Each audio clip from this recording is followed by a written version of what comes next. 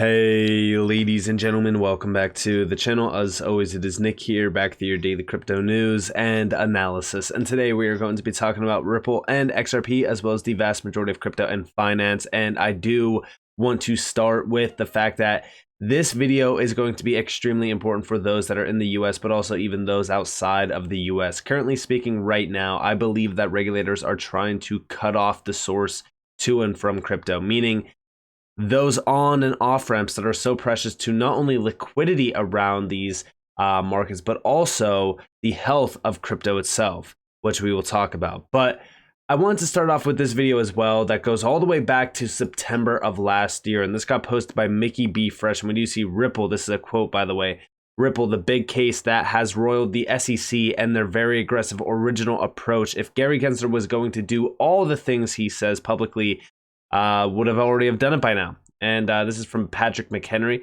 DC future chair of House Financial Services Committee. If Republicans win the House, listen closely to this individual. Really the race is on as to whether or not the rules will be written by regulators enforcing their existing rules, or whether they'll be written by folks like Mr. McHenry here and his colleagues in Congress. It's my hope that it's Congress that does this, because if Gary Gensler thought he had authorities to go after crypto in the way that he talks, he would have already done it, and they have not. In fact, we're sitting before the word Ripple, which is the big case that is roiled the Securities Exchange Commission and their very aggressive original approach. Ripple, which is the big case that is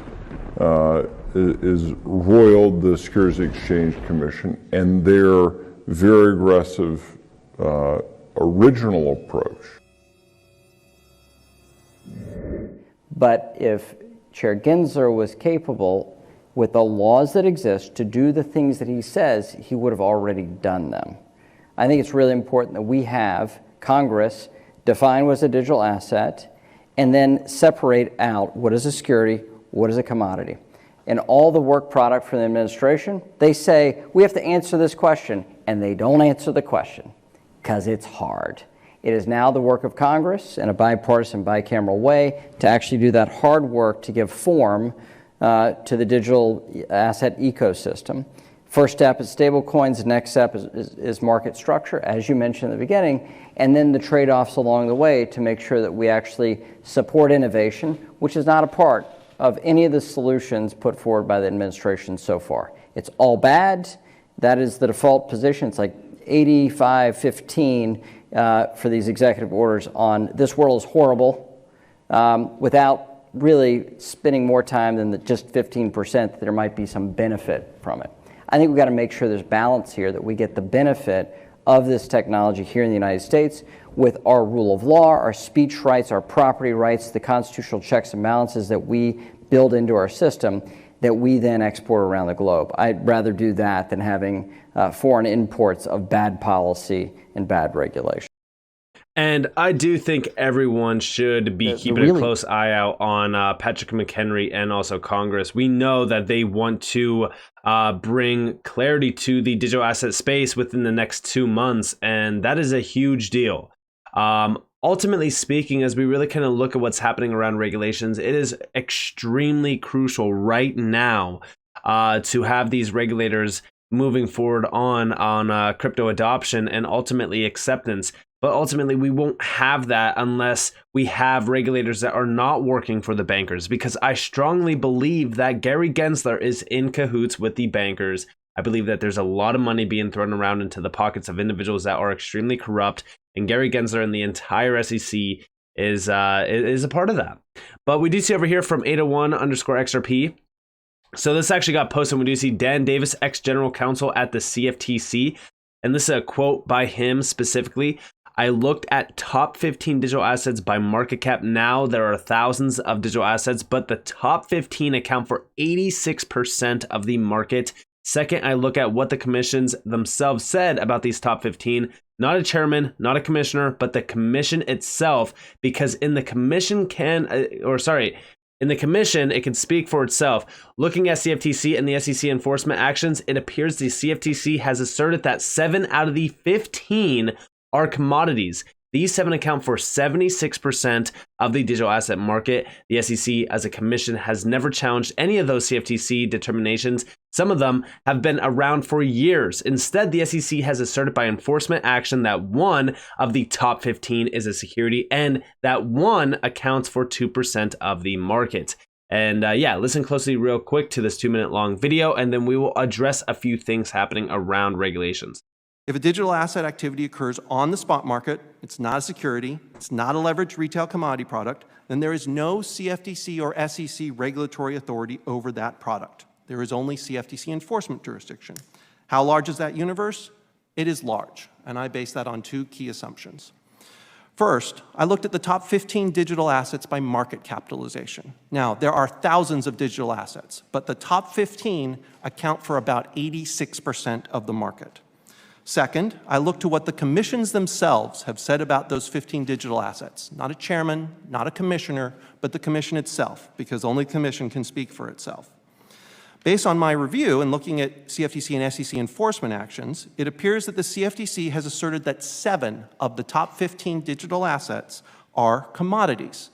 These 7 digital assets are some of the largest, accounting for approximately 76% of the digital asset market. The SEC, as a commission, has never challenged any of those CFTC determinations, some of which have been around for years.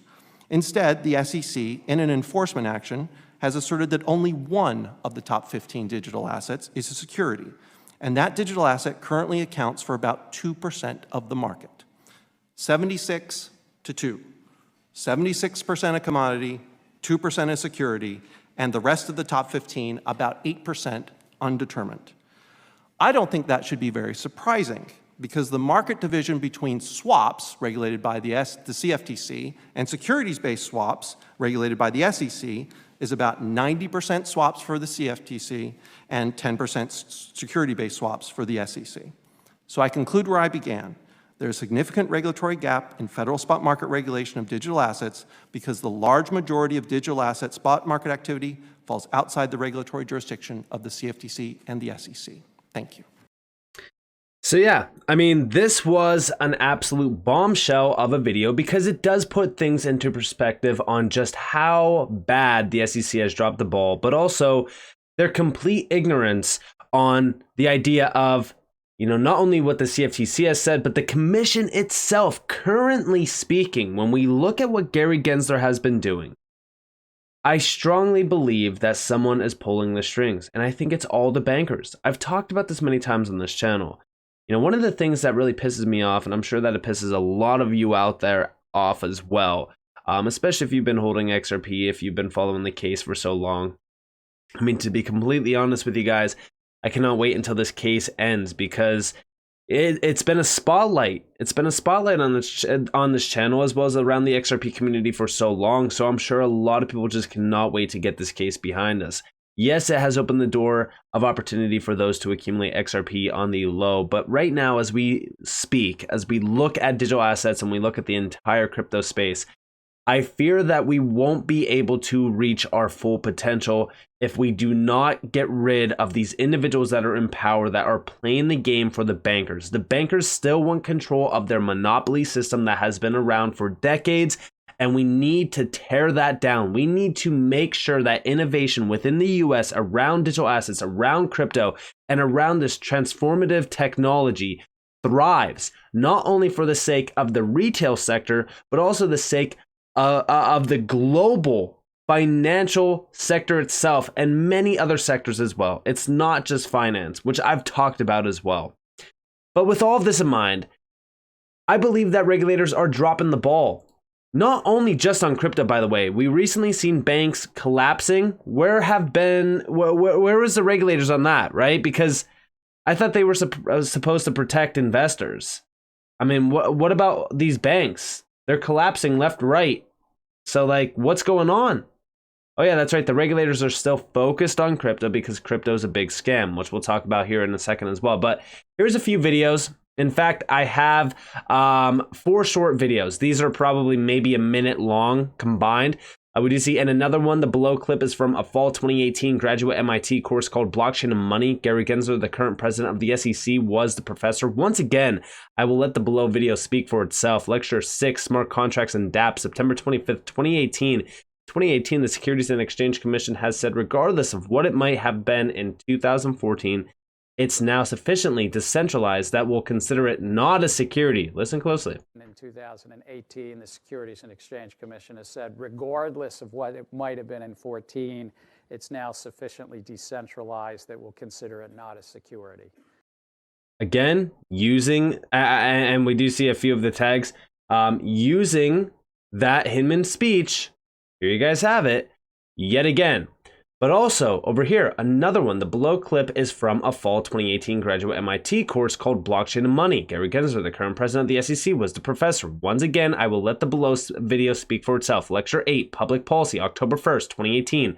We'll talk a lot about initial coin offerings and are they securities or are they not? But I would note, in terms of market value, probably 3/4 of this space has already been determined by the Securities and Exchange Commission not to be a security. Bitcoin's 54%, Ethereum's about 15% or something like that. Gary Gensler, listen closely real quick to this one. We'll talk a lot about initial coin offerings and are they securities, are they not? But I would note, in terms of market value, probably 3/4 of this space has already been determined by the Securities and Exchange Commission not to be a security. Bitcoin's 54%. Ether's about, I don't know, 15 points or something like that. Now, we also have this video as well, because an individual responded to this video that ZK_Shark posted, which was, again, another one. This is Trading in Capital Markets, April 29th, 2020. We see, I think the regulation for any one platform like Robinhood around cryptocurrencies is a bit challenging because in many jurisdictions, we have not gotten to a place where you can feel confident we have a robust investor protection regime on cryptocurrency. And in fact, in most jurisdictions, it's pretty shaky. It's pretty still undeveloped. And if you want to listen to Gary Gensler himself say that, listen closely. I think the regulation for any one platform like Robinhood around cryptocurrencies is a bit challenging because in many jurisdictions,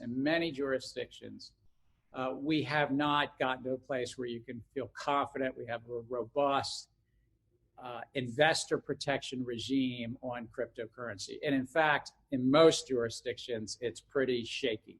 It's pretty still undeveloped. But I thought the SEC already cleared this up, right? I thought there was already laws in place that, just come in and register. But this is from 2020. What changed? Interesting.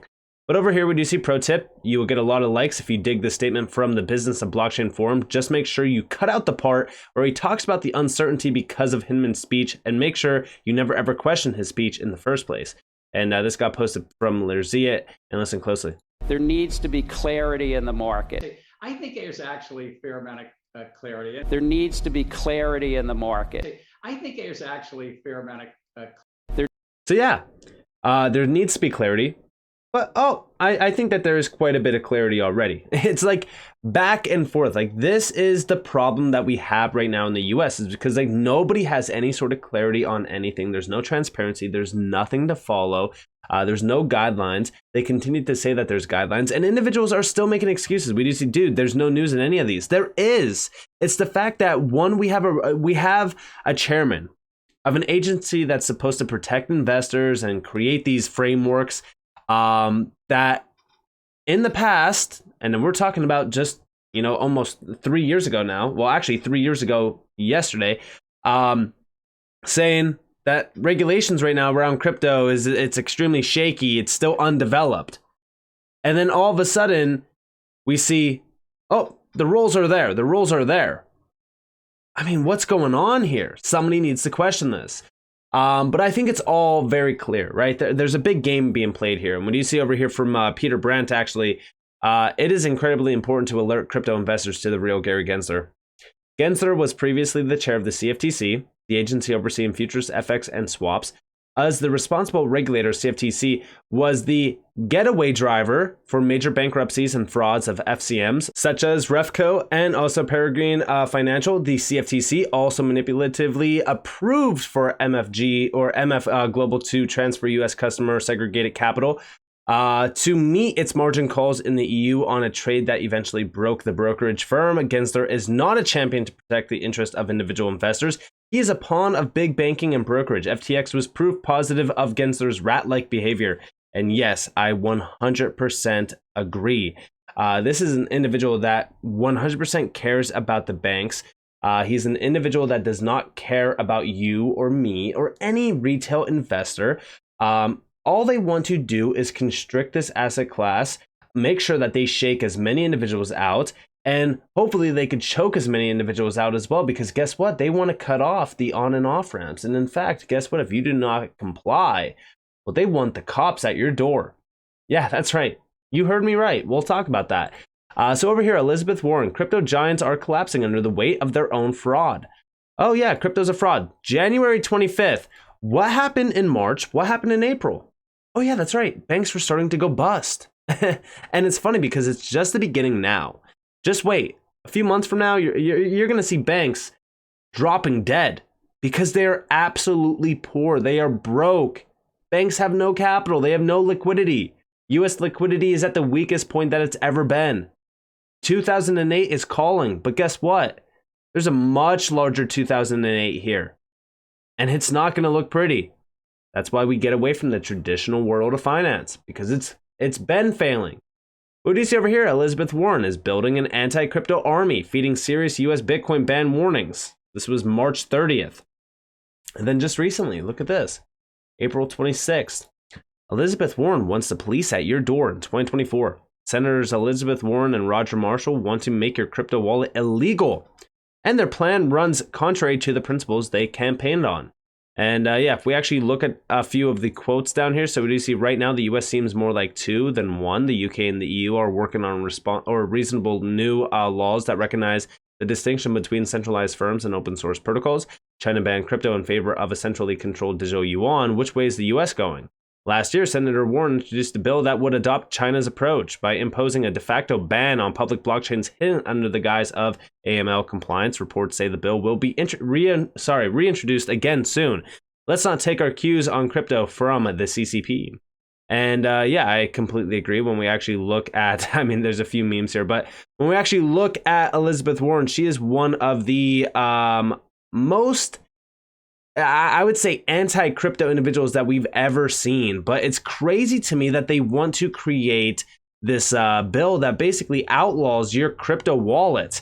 I mean, it really is ridiculous on what is actually happening right now around crypto, especially within the US. I mean, you almost have to feel it's crazy, because you almost have to feel like a criminal to be buying crypto right now. You almost have to feel like a criminal to be in this asset class as well. And it's not because of what crypto is, and it's not because of what crypto's becoming or anything like that. No, it's because of the way that these regulators are discussing and talking about crypto. I mean, you talk to any random individual that is outside of crypto, and they will say to you that crypto's a scam. Crypto is fraud. And it's because of the narrative that they have painted with their paintbrushes. Their paintbrushes that the bankers bought for them. And it's crazy to me that we are still in this game of charades, if you will, with these regulators playing this white knight card, if you will. Oh, we're here for your protection, while they want to ban your crypto wallet. This is insane. It's insanity to me. And what do you see over here from Raoul Paul? Slowly but surely, the U.S. is imposing capital controls on its citizens. It's hard for U.S. nationals to open foreign bank accounts, as most banks won't take them due to onerous restrictions, FATCA. And now the U.S. is slowly trying to close the crypto on and off ramp too.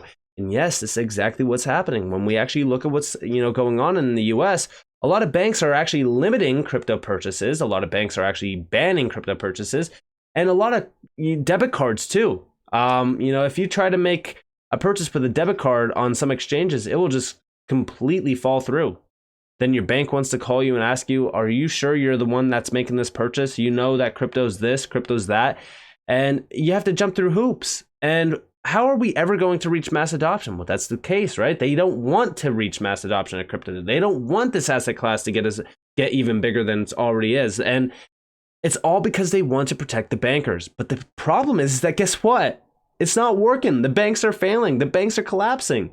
They don't want you taking your capital out of the banks. They don't want you to put your money in crypto. They don't want you to put your money in, gold and silver. They want you to go down with the ship. That way, they can utilize your funds to bail in all the rich and the wealthy. It's sickening what's happening within the US. And it's sickening that we have this so-called agency, the SEC, saying that they're protecting me and you. It's complete nonsense. So with that being said, I hope that you guys enjoyed this video. If you guys did, definitely leave a like, subscribe, to notifications on because more free content. You guys are more than welcome to follow me over on Twitter, as well as join the free Discord down in the description below. As it's up to you all, have a beautiful day or a beautiful night, wherever you guys are in this beautiful world. This has been Nick. Peace out, guys.